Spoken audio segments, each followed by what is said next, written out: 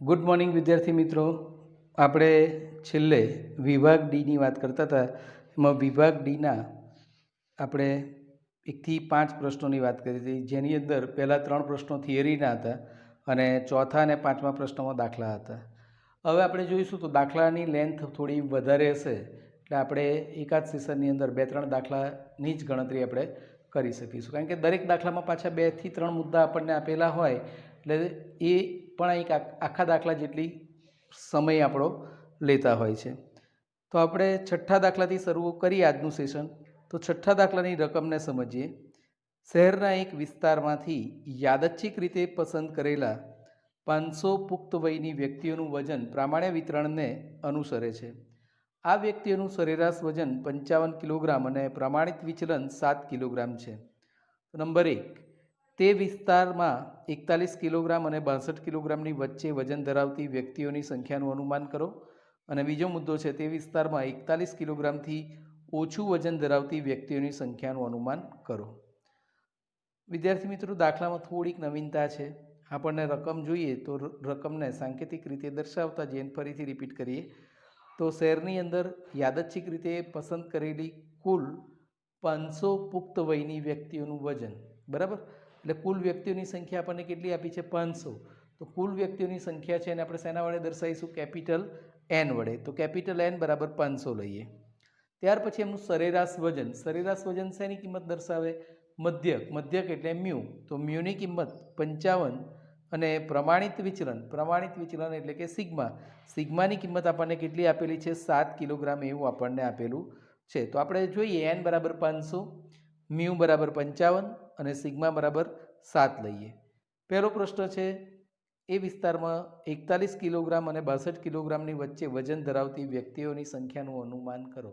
અહીં આપણે વ્યક્તિઓની સંખ્યા, કુલ 500 વ્યક્તિ છે, એમાંથી કેટલી વ્યક્તિઓનું વજન 41 અને 62 કિલોગ્રામની વચ્ચે હોય તેની સંખ્યા મેળવવી છે. તો એ સંખ્યા મેળવવા માટે આપણે સૌપ્રથમ 41 કિલોગ્રામ અને 62 કિલોગ્રામની વચ્ચે વજન ધરાવતી વ્યક્તિઓની સંખ્યાની સંભાવના અથવા તો એનું ક્ષેત્રફળનું માપ મેળવવું પડે, અને એને કુલ સંખ્યાના માપ સાથે ગુણાકાર કરવાથી આપણને વ્યક્તિઓની સંખ્યા મેળવી શકાશે. એ જ રીતે બીજો મુદ્દો છે 41 કિલોગ્રામથી ઓછું વજન ધરાવતી વ્યક્તિઓ માટે, તો એની ગણતરી પણ આપણે એ જ રીતે કરી શકીએ. તો હવે આપણે જોઈએ કઈ રીતે ગણતરી થશે તે. આપણે જે રીતે જોયું એમ લખી દઈએ. સૌપ્રથમ એન બરાબર 500, મ્યુ બરાબર એટલે કે મધ્યક મ્યુ બરાબર 55, પ્રમાણિત વિચલન સિગ્મા બરાબર 7, અને સૌથી અગત્યની વસ્તુ છે કે પ્રામાણ્ય ચલ એક્સ તરીકે આપણે વ્યક્તિનું વજન લઈએ છીએ. પહેલો પ્રશ્ન છે 41 અને 62 કિલોગ્રામ. 41 કિલોગ્રામ અને 62 કિલોગ્રામની વચ્ચે વજન ધરાવતી વ્યક્તિઓની સંભાવનાની કિંમત આપણે શોધવી છે, અથવા વ્યક્તિઓની સંખ્યા શોધવી છે. તો અગાઉના દાખલામાં પણ આપણે આ રીતે કરતા હતા, એ જ રીતે આપણે કામ કરવાનું છે કે x1, પહેલી કિંમત છે x1 બરાબર 41 લઈએ તો માટે z1 બરાબર કેટલી કિંમત થાય? તો ઝેડનું સૂત્ર છે x minus mu upon sigma. તો x1 minus mu upon sigma કરીએ તો x1ની કિંમત જો 41 લીધી હોય તો 41 ઓછા 55 ભાગ્યા 7, એટલે કે 41 ઓછા 55 કરતાં કેટલો તફાવત મળે? -14. -14 ભાગ્યા 7 કરીએ તો -2 જવાબ મળશે. બીજી કિંમત લઈએ. બીજી રેન્જ કેટલી છે? 41 થી 62 સુધી. તો બીજી કિંમત x2 બરાબર 62, માટે z2 બરાબર x2 minus mu upon sigma.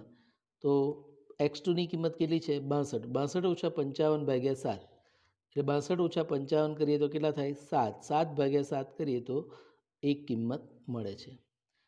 એટલે કે prob of 41 less than equal to X less than equal to 62 બરાબર prob of -2 less than equal to Z less than equal to 1. એટલે કે 41 થી 62 વચ્ચેના પ્રામાણ્ય ચલની કિંમતને પ્રમાણિત પ્રામાણ્ય ચલમાં ફેરવતા મ્યુ અને સિગ્મા તરીકે 55 અને 7 લઈએ તો prob of -2 less than equal to Z less than equal to 1 વચ્ચેની કિંમતનું ક્ષેત્રફળ મેળવવાથી અથવા સંભાવના મેળવીએ તો આપણને એની કિંમત શોધી શકાય છે. તો આપણે દાખલાના સ્ટેપની અંદર કહ્યું છે કે જે આપેલી માહિતી છે એને પ્રમાણ્ય ચલ તરીકે લખીશું, ત્યાર પછી એને x1 ને એની કિંમતો પરથી પ્રમાણિત પ્રમાણ્ય ચલ એટલે ઝેડની અંદર ફેરવવાના છે.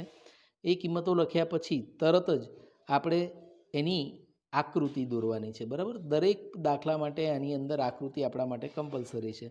તો આ રીતે આકૃતિ દોરી દઈએ. એક્સ અક્ષ પર માઇનસ ઇન્ફિનિટીથી પ્લસ ઇન્ફિનિટી, ઝેડ બરાબર 0 ને લંબરેખા દોરીએ. હવે ઝેડની કિંમતો માટે વિચારવાનું છે. ઝેડની કિંમત જોઈએ તો પહેલાં માટે જોઈએ તો ઝેડ વનની કિંમત કેટલી છે? -2. -2 એટલે કે માઇનસ કિંમત ઝેડ બરાબર 0થી કઈ બાજુ આવે? તો આપણને તરત જ ખ્યાલ આવે કે ઝેડ બરાબર 0થી ડાબી બાજુ આવે. એનું અંતર કેટલું છે? 2 છે. અને પ્લસ કિંમતો કઈ બાજુ આવે? તો ઝેડ બરાબર 0થી જમણી બાજુ. તો અહીં ઝેડની કિંમત કેટલી છે? 1. અને ડાબી બાજુની કિંમત -2.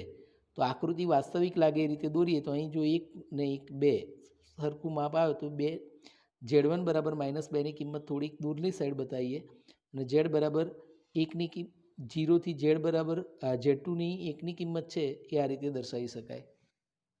સૌથી અગત્યની બાબત પ્રદેશ નક્કી કરવાનો. પ્રદેશ નક્કી કરવા માટે આપણે -2થી 1ની વચ્ચેનો ભાગ છે એટલે આ કામ પણ આ દાખલા પૂરતું સરળ જ છે. તો -2થી +1ની વચ્ચેનો ભાગ એ આપણો સંભાવનાવાળો ભાગ ગણાય અથવા તો પ્રદેશનું ક્ષેત્રફળ દર્શાવતો ભાગ ગણી શકાય. તો આપણે એને આચ્છાદિત પ્રદેશ તરીકે દર્શાવીએ. હવે આપણે -2થી +1 વચ્ચેની સંભાવનાની કિંમત મેળવવી છે. એ કિંમત આપણે સીધી ડાયરેક્ટલી મેળવી શકતા નથી. અગાઉ પણ આપણે વાત કરી છે. કારણ કે આપણી જોડે -2થી 1ની કિંમત માટેનું ક્ષેત્રફળનું કોષ્ટક છે નહીં. આપણી જોડે બધા કોષ્ટક ઝેડ બરાબર 0થી આપેલી કિંમતો માટે છે.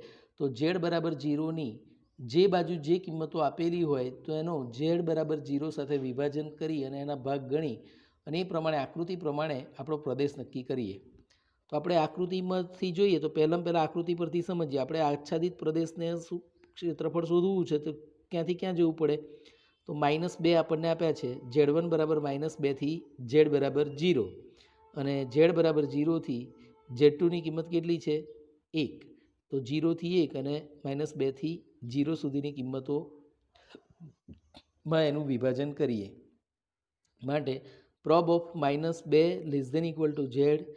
z < 0 વત્તા પ્રોબ ઓફ 0 < z < 1. હવે આગળ પણ આપણે જોયું છે એમ -2થી 0ની કિંમત માઇનસની કિંમત માટે ઝેડ કોષ્ટક કિંમત આપણને બતાવતું નથી. પણ આપણને ખબર છે અંતર કદાપી ઋણ હોય નહીં. એવી રીતે એટલે કે માનાંકની એબ્સોલ્યુટ વેલ્યુ લઈએ તો -2ને બદલે આપણે કેટલું માપ લઈએ? 2 લઈએ તો આપણને એને ક્ષેત્રફળની કિંમત મળશે. એટલે 0 < z < 2 વત્તા પ્રોબ ઓફ 0 < z < 1. હવે આની કિંમત આપણે ક્ષેત્રફળ પરથી શોધવાની છે. તો એક કિંમત છે 2 માટેની અને એક કિંમત છે 1 માટે. તો આપણે જોઈએ ઝેડ બરાબર 2 માટેની કિંમત લઈએ તો કેટલી છે? ઝેડ બરાબર 2 માટે 0.4772. બરાબર. ઝેડની કિંમત આ પહેલો કોલમ છે એ ઝેડનું કોલમ છે. એની અંદર એની લાઈન જોવાની. તો ઝેડ બરાબર 2 લઈએ તો 2 માટેની કિંમત 0.4772 અને 1 માટેની કિંમત જોઈએ તો કેટલી છે? 0.3413. બંને કિંમતો માટે અગાઉના સેશનની અંદર આપણે દાખલા જોયા એની અંદર એની ગણતરીની સમજૂતી આવેલી જ છે પણ ફરીથી આપણે જોઈ લઈએ. તો કેટલી કિંમત મળી? 0.4772 અને 0થી 1ની કિંમત કેટલી મળી? 0.3413. બરાબર. તો આ બંને જે કિંમતો મળી હવે એ બે કિંમતોનો સરવાળો કરીએ તો 0.4772 વત્તા 0.3413 એટલે બંનેનો સરવાળો કરતાં 0.8185 આપણને કિંમત મળે છે. બરાબર. તો આપણને એનું ક્ષેત્રફળનું માપ મળ્યું. જો તમને ખાલી ક્ષેત્રફળ શું અથવા સંભાવના કયું હોત તો અહીં દાખલો પતી જાય. પણ આપણને પ્રશ્નની અંદર શું પૂછ્યું છે? કેટલી વ્યક્તિઓ? બરાબર. આપણો પ્રશ્ન છે કે 41 કિલોગ્રામ અને 62 કિલોગ્રામની વચ્ચે વજન ધરાવતી વ્યક્તિઓની સંખ્યાનું અનુમાન મેળવો. તો આપણે 41 કિલોગ્રામ અને 62 કિલોગ્રામની વચ્ચે વજન ધરાવતી વ્યક્તિઓની સંખ્યાની અનુમાનની કિંમત મેળવીએ તો શું કરવું પડે? n ગુણ્યા આપણે આ જે સંભાવના મેળવી છે તે કે પ્રોબ ઓફ -2 < z < 1. એનની કિંમત n બરાબર આપણે કેટલા લીધા હતા? 500. બરાબર. શરૂઆતમાં આપણે આ જે લખ્યા છે એની અંદર n બરાબર 500 આપણે અહીં લીધેલા છે. તો n બરાબર 500 કુલ વ્યક્તિઓની સંખ્યાથી એને સંભાવનાની કિંમત સાથે ગુણાકાર કરીએ તો 500 ગુણ્યા 0.8185 એટલે એનો ગુણાકાર કરીએ તો 409.25 મળે છે. પરંતુ આપણો પ્રશ્ન શેનો છે? વ્યક્તિઓની સંખ્યા. તો વ્યક્તિ કદાપી અપૂર્ણાંકમાં હોય નહીં. એટલે એને આપણે નજીકના પૂર્ણાંક મુજબ જઈએ તો 409.25 એટલે કે એપ્રોક્સિમેટ 409 વ્યક્તિ આપણો જવાબ બને છે. તો 41 કિલોગ્રામ અને 62 કિલોગ્રામની વચ્ચે વજન ધરાવતી વ્યક્તિઓની સંખ્યા કેટલી થશે? 409 મળશે. એના એક દાખલાનો બીજો મુદ્દો કે તે વિસ્તારમાં 41 કિલોગ્રામથી ઓછું વજન ધરાવતી વ્યક્તિઓની સંખ્યાનું અનુમાન કરો. 41 કિલોગ્રામથી ઓછું, થી ઓછું એટલે શું આવે? લેસ ધેન ઇક્વલ ટુ આવે. માટે prob of x less than equal to 41ની કિંમત માટે આપણે ક્ષેત્રફળ અથવા સંભાવનાની કિંમત શોધવી છે. તો એક્સ બરાબર કેટલા લઈએ? એક્સ બરાબર 41 લઈએ. બરાબર, ઓછી કિંમત છે એટલે લેસ ધેન ઇક્વલ ટુ, વધારે હોત તો greater than or equal to. બરાબર, અગાઉના દાખલામાં પણ આપણે એ જોયું છે. તો આ બધી બાબતો નક્કી કરવી આપણા માટે ખાસ અગત્યની છે. તો એક્સ બરાબર 41 લઈએ તો ઝેડ બરાબર એક્સ માઇનસ મી ઓપન સિગ્મા. તો એક્સની કિંમત કેટલી છે? 41. 41 ઓછા 55 ભાગ્યા 7. તો 41માંથી 55 જાય તો કેટલા રહેશે? -14. -14 ભાગ્યા 7 એટલે કેટલી કિંમત થઈ? 7 દુ 14 -2.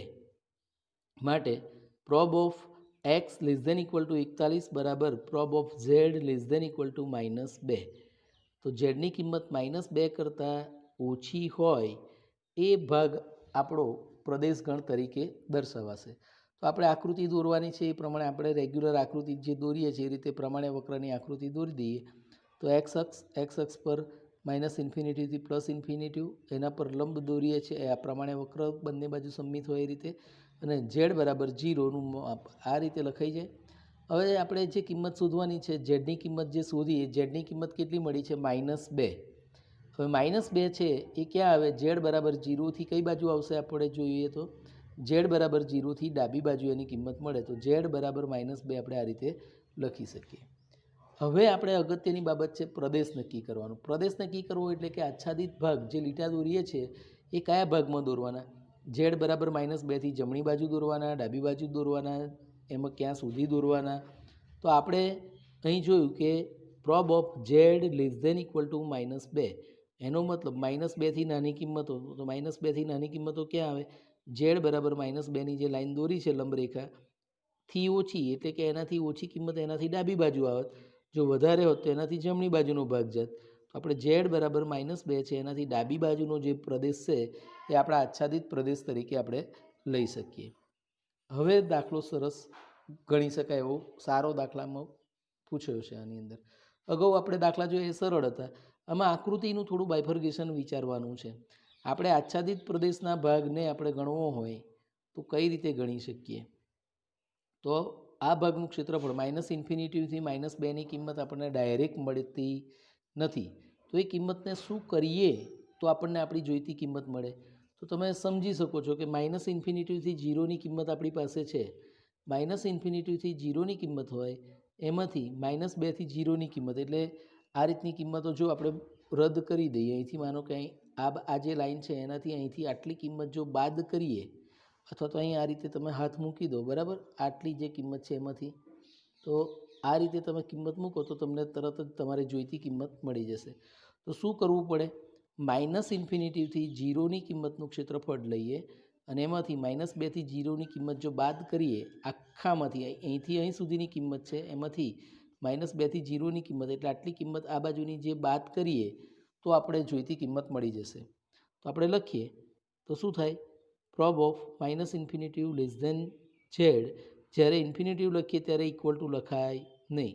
તો -minus infinity less than Z less than equal to -2ની કિંમત મેળવવી હોય તો શું થાય? -ઇન્ફિનિટીથી 0. તો prob of -minus infinity less than Z less than equal to 0 minus prob of -2થી 0 એટલે -2 less than equal to Z less than equal to 0 કરવાથી આપણને જોઈતી કિંમત મળશે. તો હવે માઇનસવાળું પદ છે એને આપણે ક્રમમાં ગોઠવીને લખીએ. બંને બાજુ માઇનસ કિંમત છે તો એને પ્લસ કરી દઈએ. તો -ઇન્ફિનિટીથી 0 તો એને બદલે 0થી ઇન્ફિનિટી કરી દઈએ. તો 0 less than equal to Z less than infinity minus prob of 0 less than equal to Z less than equal to 2. હવે ક્ષેત્રફળની વાત કરીએ તો ક્ષેત્રફળ બરાબર 0થી ઇન્ફિનિટીનું કેટલું હોય? 0.5 એટલે 0.5000 આપણે અહીં લખીએ છીએ. અને 0થી 2 તો 0થી 2નું ક્ષેત્રફળ એટલે ઝેડ બરાબર બેની લાઇનમાં આપણે જોઈએ એની કિંમત બરાબર અગાઉ જોયેલું છે 4772 4772 વાળી કિંમત આપણને મળે છે. તો આપણે એ કિંમત લખી દઈએ, એને એમાંથી બાદ કરીએ તો કેટલા મળે છે? 0.0228 મળે. બરાબર, તો 0.0228 મળ્યું એ શું કહેવાય? એનું ક્ષેત્રફળ મળ્યું. પણ આપણે તો વ્યક્તિઓની સંખ્યા શોધવાની છે, એટલે કે 41 કિલોગ્રામથી ઓછું વજન ધરાવતી વ્યક્તિઓની સંખ્યા બરાબર આગળના મુદ્દામાં કર્યું તો એ જ રીતે n ગુણ્યા આની સંભાવના prob of Z less than equal to -2, તો 500 ગુણ્યા 0.0228 એટલે કે 11.4. તો નજીકના દશાંશ સ્થળના નિયમ મુજબ જોઈએ તો એપ્રોક્સિમેટ એટલે કે આશરે 11 વ્યક્તિઓ બને, કારણ કે વ્યક્તિ કદાપી અપૂર્ણાંકમાં હોય નહીં. એટલે 41 કિલોગ્રામથી ઓછું વજન ધરાવતી વ્યક્તિઓની સંખ્યા કેટલી મળે છે? 11 છે, એમ આપણને સરળતાથી મળી જશે. તો વિદ્યાર્થી મિત્રો, આ રીતે દાખલાઓની ગણતરી માગ્યા મુજબ કરવાની છે. જે પ્રશ્ન છેલ્લે માગ્યો છે, માનો કે આ એનની કિંમતનો ઉપયોગ કરવાનો છે, એ જો પરીક્ષામાં તમે ભૂલી જાઓ, અહીં સુધીની ગણતરી કરો ને આ સ્ટેપ રહી જાય તો એના માર્ક્સ તમારા કટ થઈ જાય. એટલે રકમ ધ્યાનથી વાંચવાની છે, દાખલો ઝડપથી ગણવાનો છે. હવે ત્યાર પછી આપણને કેટલાક દાખલાઓ આપેલા છે. જુઓ, 7મો દાખલો. બરાબર, તો 7મો દાખલો એની અંદર જોઈએ તો ક્ષેત્રફળની કિંમતો આપેલી છે ને એના પરથી ઝેડની અંદાજિત કિંમત મેળવવાની છે. એટલે કે ઉલટું કોષ્ટક જોવાના દાખલા છે. ઉલટું કોષ્ટક એટલે કે રિવર્સ. જેમ આપણે આની અંદર ઝેડ પરથી, પેલા કોષ્ટકની અંદર ઝેડ પરથી ક્ષેત્રફળ શોધીએ છીએ, એને બદલે ક્ષેત્રફળની કિંમત પરથી ઝેડની કિંમત શોધવાના દાખલા છે. એ ચાલુ વર્ષના વિદ્યાર્થી એટલે કે વર્ષ 2020-21 માટે રદ કરેલ છે. એટલે એ દાખલાઓને અત્યારે આપણે અભ્યાસમાં લેવાની જરૂર નથી. તો ત્યાં તમે નાનકડી પેન્સિલથી ટીક કરી રાખો એટલે તમને ખ્યાલ આવે કે આ દાખલાઓ આપણે તૈયારી કરવાની જરૂર નથી. તો એવા દાખલાઓની અંદર 7મો દાખલો, 8મો દાખલો અને 9મો દાખલો. બરાબર, 7, 8 અને 9 ત્રણેય દાખલાઓ આપણને એ રીતે આપેલા છે કે જેની અંદર ઉલટા કોષ્ટકની આપણને જરૂર પડશે. તો ઉલટું કોષ્ટક આપણે ચાલુ વર્ષે અભ્યાસક્રમમાં રાખેલ નથી, તો આપણે એને અત્યારે હાલ પૂરતું રહેવા દઈએ. પછી પુનરાવર્તન કરતી વખતે આપણને સમય મળશે તે વખતે આપણે ફરીથી જોવું હશે તો જોઈશું, પણ તમારે બોર્ડની પરીક્ષા માટે આ વસ્તુની તૈયારી કરવાની જરૂર નથી. તો હવે એના પછીનો આપણે જે દાખલો છે 10મો દાખલો. બરાબર, તો એ દાખલાની રકમને અને વિગતને સમજીએ અને દાખલાની ગણતરી જોઈએ. 10મા દાખલાની રકમ આપી છે, એક કારખાનામાં માસિક ઉત્પાદન એ સરેરાશ મ્યુ એકમ અને પ્રમાણિત વિચલન સિગ્મા એકમ હોય તેવા પ્રામાણ્ય વિતરણને અનુસરે છે. ઉત્પાદન 2400 એકમ અને 1800 એકમ હોય તે માટેના ઝેડ પ્રાપ્તાંકો અનુક્રમે 1 અને -0.5 છે. તો વિતરણના મધ્યક અને પ્રમાણિત વિચલન શોધો. બરાબર, ખૂબ જ અગત્યનો દાખલો ગણી શકાય. એમાં પણ જ્યારે ઉલટા કોષ્ટકના દાખલા રદ કરેલા હોય તો એવા સંજોગોમાં આ રીતનો દાખલો આપણા માટે ખૂબ જ અગત્યનો બને છે. તો આપણે દાખલાની સમજૂતી મેળવીએ તો સૌથી પહેલાં તો કેપિટલ એક્સ નક્કી કરીએ. કેપિટલ એક્સ એટલે શું થાય? આપણો પ્રામાણ્ય ચલ. તો પ્રામાણ્ય ચલ એક્સની કિંમત લઈએ તો કારખાનાનું માસિક ઉત્પાદન અથવા તો ખાલી માસિક ઉત્પાદન લઈએ. સરેરાશ એટલે કે મધ્યક મ્યુ અને પ્રમાણિત વિચલન સિગ્મા બંને વસ્તુ અજ્ઞાત છે. એટલે કે મધ્યક મ્યુ અને પ્રમાણિત વિચલન સિગ્મા હોય તેવા પ્રમાણ્ય વિતરણને અનુસરે છે. ઉત્પાદન 2400 અને 1800 એકમ હોય. બરાબર, એટલે કે બે એકમ આપણને આપેલા છે. x1ની કિંમત પહેલું છે એને 2400 લઈ લઈએ અને બીજાને આપણે 1800 તરીકે લઈએ. તો x1 બરાબર 2400 અને x2 બરાબર 1800. અહીં આપણે સાથે સાથે લખેલું જ છે. જુઓ, x બરાબર માસિક ઉત્પાદન, x1 બરાબર 2400, x2 બરાબર 1800. એને અનુરૂપ ઝેડ પ્રાપ્તાંકોની કિંમત આપણને આપી છે 1 અને -0.5. તો Z1 બરાબર 1, Z2 બરાબર -0.5. તો આ બે કિંમતો આપેલી છે. તો વિતરણનો મધ્યક અને પ્રમાણિત વિચલનની ગણતરી કરો.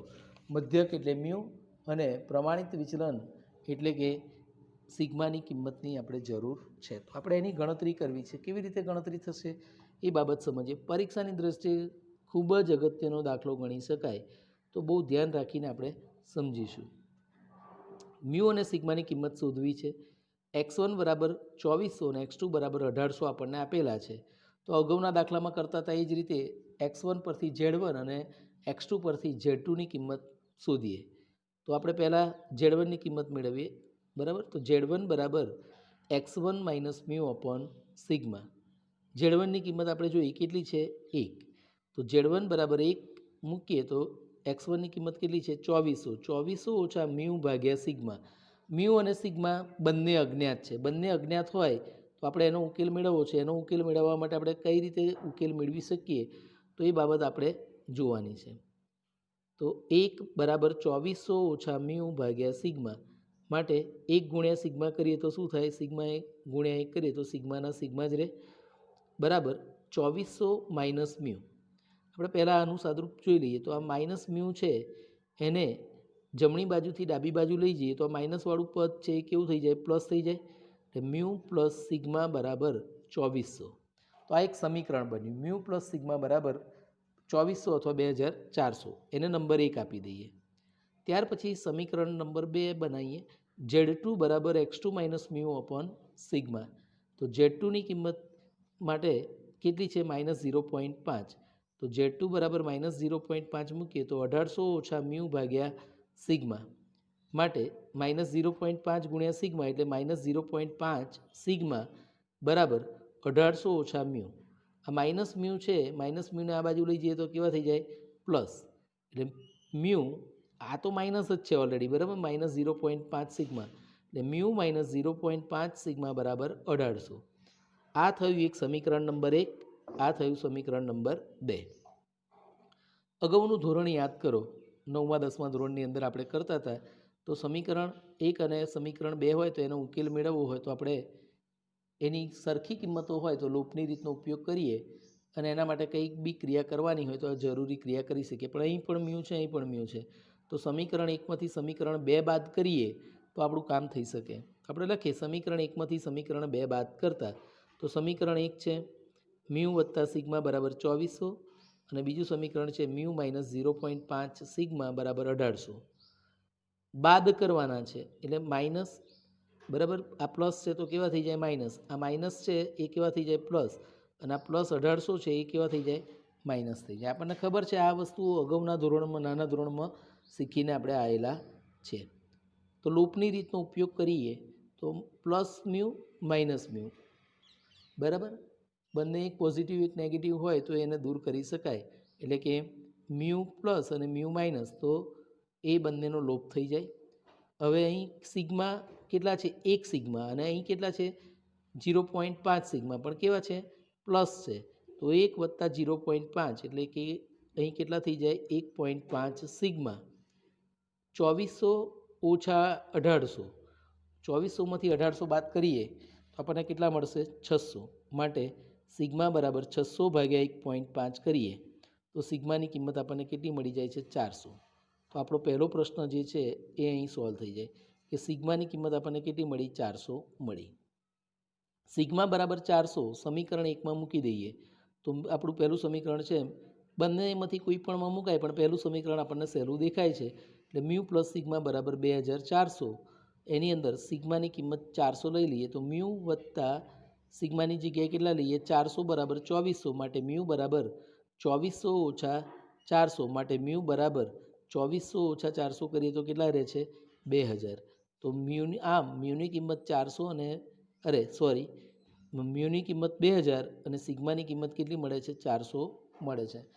તમે કોઈ મ્યુની કિંમતને ગુણાકાર કરી સરખી બનાવી એનો લોપ કરો તો અહીં તમને પહેલાં મ્યુની કિંમત મળે અને મ્યુની કિંમત આમાં મૂકીએ તો એના પરથી સિગ્માની કિંમત પણ શોધી શકાય. ઓલ્ટરનેટ છે પદ્ધતિ, તમે ગમે તે કરી શકો. ગણતરી સાચી હોય તો તમારા જવાબમાં કોઈ ફરક પડતો નથી. તો વિદ્યાર્થી મિત્રો, ખૂબ જ અગત્યનો દાખલો. શું કર્યું આપણે? 2 અજ્ઞાત કિંમતો હતી એના Z1 પરથી આપણે આ રીતે મ્યુ અને સિગ્મા પરથી 2 સમીકરણો બનાવી દીધા. 2 સમીકરણોનો ઉકેલ મેળવ્યો અને ઉકેલ મેળવી અને મ્યુ અને સિગ્માની અનુક્રમે જે કિંમતો શોધવાની હતી એ આપણે શોધી શક્યા. ત્યાર પછી 11મો દાખલો આપણને આપ્યો છે. એક પ્રામાણિક ચલ x સંભાવના ઘટત્વ વિધેય નીચે પ્રમાણે છે. fx બરાબર 1/σ√2π e−1/72 x - 100 સ્ક્વેર -∞ x > આ વિતરણ માટે બરાબર મધ્યના 50% અવલોકનોની અનુમાનિત સીમાઓ મેળવો.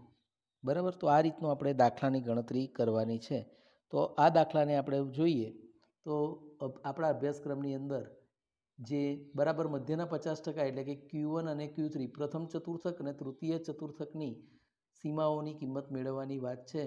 એટલે આની અંદર પણ આપણે ઉલટું કોષ્ટક જોવાની જરૂરિયાત પડે છે. એટલા માટે આપણે આ દાખલાને પણ ગણતરીમાં લેવાની જરૂર નથી. તો 11મો દાખલો જે છે એ વર્ષ 2020-21 માટે રદ થયેલ છે. ઉલટા કોષ્ટકવાળો એક્ઝામ્પલ છે. એટલા માટે ત્યાં એક નાનકડી તમારી રીતે નિશાની કરી રાખો અથવા તો ટીક કરી રાખો કે જેથી કરીને તમને ખ્યાલ આવે કે દાખલો તમારે બોર્ડની પરીક્ષા માટે તૈયારી કરવાની જરૂર નથી. તો હવે એના પછીનો જે દાખલો છે 12મો દાખલો એને આપણે સમજીએ. તો 12મો દાખલો આપણને આપ્યો છે એક પ્રામાણ્ય વિતરણ માટે પ્રથમ ચતુર્થક 35 અને ત્રીજો ચતુર્થક 65 મળે છે. તો તે વિતરણના બરાબર મધ્યના 95.45% અવલોકનોને સમાવતી સીમાઓનું અનુમાન મેળવો. બરાબર. તો પ્રામાણ્ય વિતરણ માટે પ્રથમ ચતુર્થક એટલે કે Q1 35 અને Q3 એટલે ત્રીજો ચતુર્થક 65 આપણને આપેલો છે. બરાબર મધ્યના 95.45% અવલોકનોની સીમાઓ મેળવવાની છે. બરાબર. તો આપણે દાખલાની ગણતરી સમજીએ. Q1 અને Q3 આપણને આપેલા છે. બરાબર મધ્યના 95.45% પ્રાપ્તાંકોની સીમા મેળવવી છે. તો હવે આપણે આની અંદર કઈ રીતે ગણતરી કરવી એ આપણા માટે અગત્યનું. તો તમને અગાઉ પણ આપણે સેક્શન Cની અંદર પણ જોયું હતું કે Q1 અને Q3 આપેલા હોય ત્યારે આપણે મધ્યસ્થના માપનો ઉપયોગ કરીએ અને મધ્યસ્થની અંદર મધ્યક અને મધ્યક, કારણ કે પ્રામાણ્ય વિતરણ છે તેની અંદર મધ્યક, મધ્યસ્થ અને બહુલકની કિંમતો સરખી જ હોય છે. તો આપણી પાસે અહીં મ્યુ અને સિગ્મા જો હોય તો 95.45% અવલોકનો જે છે એની કિંમતો આપણે શોધી શકીએ. પણ આપણી પાસે મ્યુ પણ નથી અને સિગ્મા પણ નથી. તો મ્યુ અને સિગ્માની કિંમતો શોધવા માટેનો પ્રયત્ન કરીએ તો આપણે સહેલાઈથી દાખલાની ગણતરી કરી શકીએ. તો મધ્યસ્થ m બરાબર Q3 + Q1 / 2 કરીએ. બરાબર. તો મધ્યસ્થ mની કિંમત 65 + 35 / 2. બંનેનો સરવાળો કરીએ તો 100 / 2 એટલે કેટલી કિંમત મળે છે? 50. બરાબર. મધ્યસ્થ mની કિંમત કેટલી મળી? 50. હવે આપણે થિયરીનો જો ઉપયોગ કરીએ તો આપણને તરત જ ખ્યાલ આવે કે પ્રામાણ્ય વિતરણમાં મધ્યક એટલે કે મ્યુ બરાબર મધ્યસ્થ બરાબર 50. એટલે મધ્યક અને મધ્યસ્થનું માપ કેવું હોય? આમ તો મધ્યક, મધ્યસ્થ અને બહુલક ત્રણેયનું માપ સરખું હોય. પણ આપણે અહીં આપણે મધ્યકની કિંમત શોધવી છે. તો મધ્યક મ્યુ બરાબર મધ્યસ્થ બરાબર કેટલા? 50. માટે આપણે કહી શકીએ કે મ્યુનું માપ કેટલું થાય? 50. હવે આપણને એક કિંમત મળી. હજુ આપણે બીજી કિંમત શોધવી છે. આપણને આપેલી કિંમતો Q1 અને Q3 છે.